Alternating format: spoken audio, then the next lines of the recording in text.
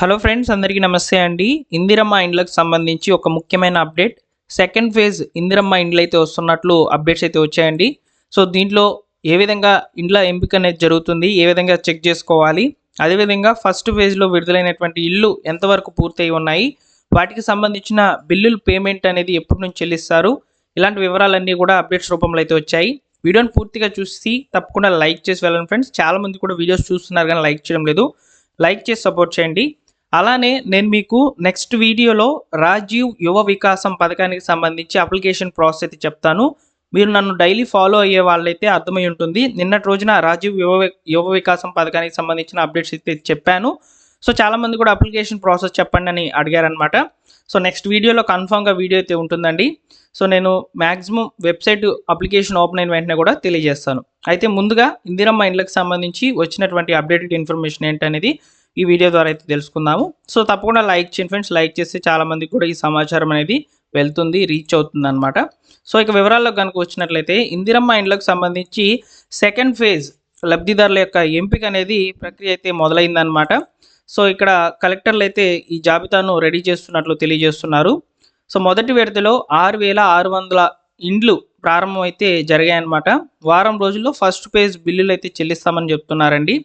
అయితే ఇక్కడ ముఖ్యంగా మీరు గమనించాల్సిన విషయం ఏంటంటే, సో 6,600 ఇండ్ల నిర్మాణాలు అయితే ప్రారంభం అయ్యి ఉన్నాయి కదా. వీటికి సంబంధించి వారం రోజుల్లో ₹1,00,000 అయితే విడుదల కాబోతుందండి. ₹1,00,000 ఎలా వేస్తారంటే, సో ముందుగా ఎవరైతే ఇంటి నిర్మాణాన్ని బేస్మెంట్ లెవెల్ వరకు పూర్తి చేసుకొని ఉన్నారో వారికి మాత్రమే ఈ ₹1,00,000 అనేటివి రావడం జరుగుతుంది.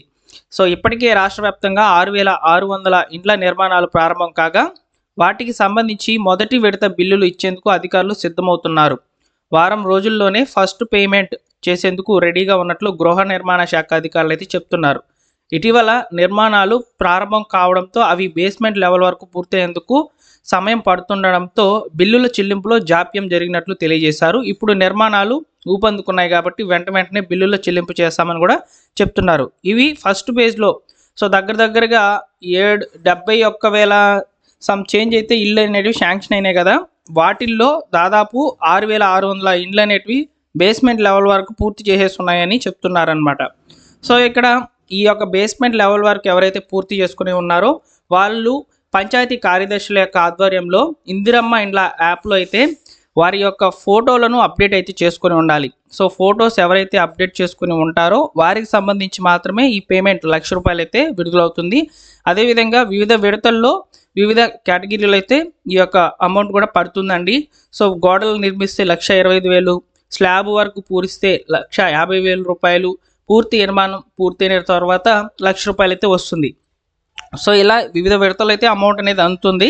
కాకపోతే ఇక్కడ మనకు మెయిన్గా చూసుకున్నట్లయితే సెకండ్ ఫేజ్ ఇందిరమ్మ ఇండ్లు అనేటివి ప్రారంభమయ్యాయి అన్నమాట. సో ప్రభుత్వం ప్రతిష్టాత్మకంగా అమలు చేస్తున్న ఇందిరమ్మ ఇండ్ల పథకం రెండో విడత లబ్ధిదారుల ఎంపిక ప్రక్రియ ప్రారంభమైంది.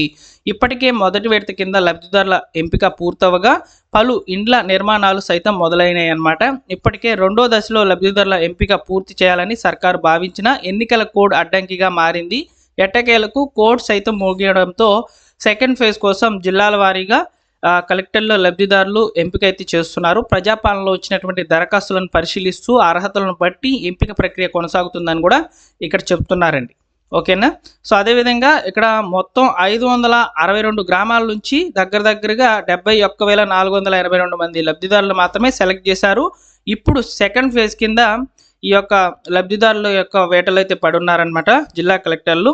సో ఇందిరమ్మ ఇండ్ల లబ్ధిదారుల ఎంపికలో కలెక్టర్లదే ఫైనల్ నిర్ణయం. సో ఇప్పటికే ప్రజాపాలనలో భాగంగా స్వీకరించిన దరఖాస్తులను కలెక్టర్ల వద్దే ఉన్నాయన్నమాట.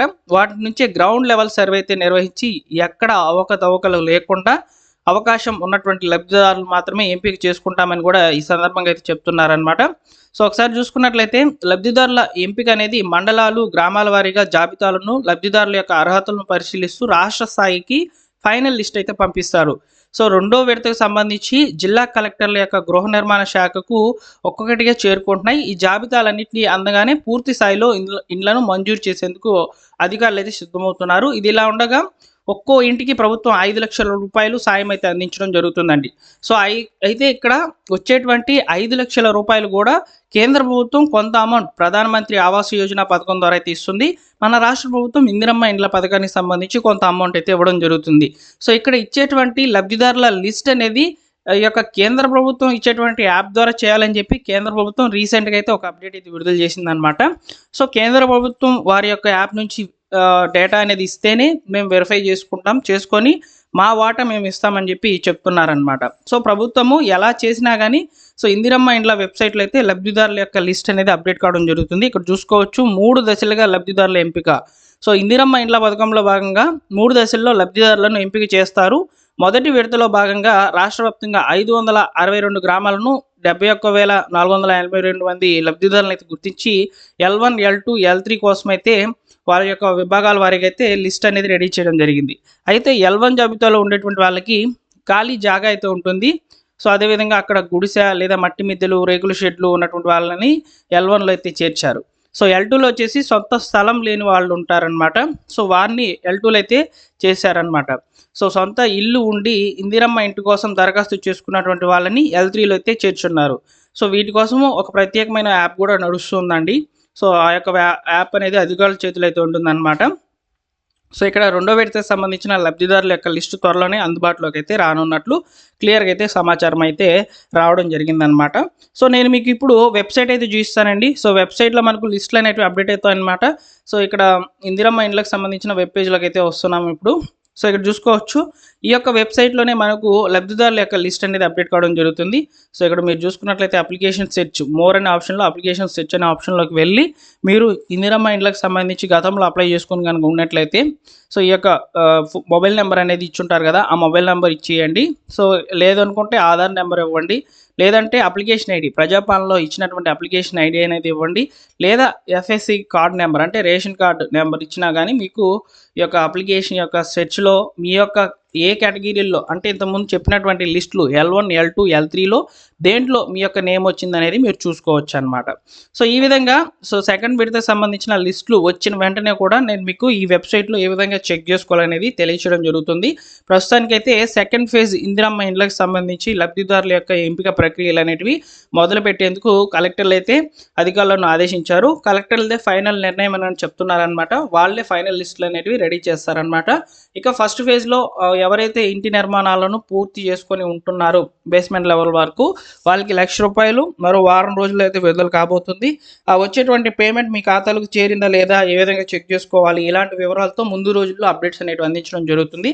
సబ్స్క్రైబ్ చేసుకొని రెగ్యులర్గా ఫాలో అవుతుండండి. నేను మీకు మళ్ళీ చెప్తున్నాను, ఇందిరమ్మ ఇండ్లకు సంబంధించి ఏ చిన్న అప్డేట్ వచ్చినా తెలియజేస్తానండి. అలానే రాజీవ్ యువ వికాసం సంబంధించిన వెబ్సైట్ అయితే ఇంకా అప్లికేషన్ అనేది ఓపెన్ కాలేదు. ఓపెన్ అయిన వెంటనే కూడా వీడియో అనేది వస్తుంది. దాని కొరకు కూడా మన ఛానల్ సబ్స్క్రైబ్ చేసుకొని ఫాలో అవుతుండండి. ఓకేనా? Thank you for watching.